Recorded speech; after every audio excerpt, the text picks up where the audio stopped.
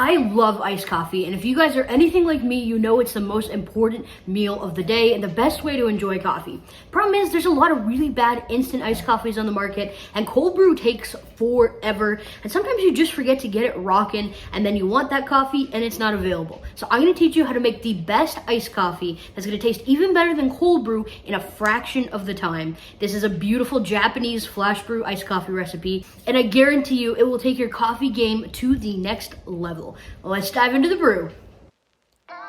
One of my favorite things about making iced coffee with a Japanese flash brew is that it can be brewed in roughly the same amount of time as a hot pour over, and it still locks in a lot of the similar flavors.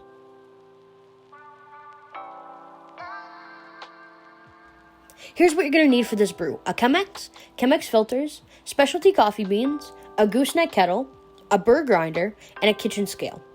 When I do a flash brew, I double the amount of grounds I would normally use, so we'll be using 60 grams ground on a medium fine setting.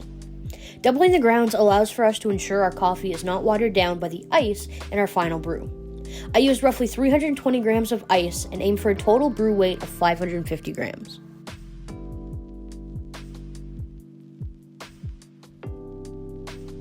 Brewing a Japanese iced coffee is almost identical to brewing regular hot coffee. You begin just the same way.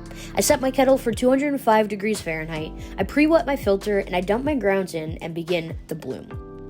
For a 60 gram coffee, I use 120 gram bloom and let it sit for at least 45 seconds. The bloom is super important, even for an iced coffee, as it helps to release built up CO2 gases that can leave a sour taste in your coffee. Following the bloom, I continue pouring my water in circular motions, going from the inside to the outside and vice versa, until I reach my goal weight.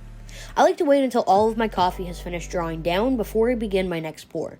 In total, I do 3 pours post-bloom. It's important not to rush your brew time so that your coffee goes through the proper extraction process and you get some amazing flavors. By brewing your iced coffee with hot water and doing a flash brew, you're going to get the opportunity to extract the rich flavors from the coffee beans as intended quickly, and they're instantly going to be locked into place. When the hot coffee hits the ice, it immediately cools down and creates a rich aromatic profile that is totally unique.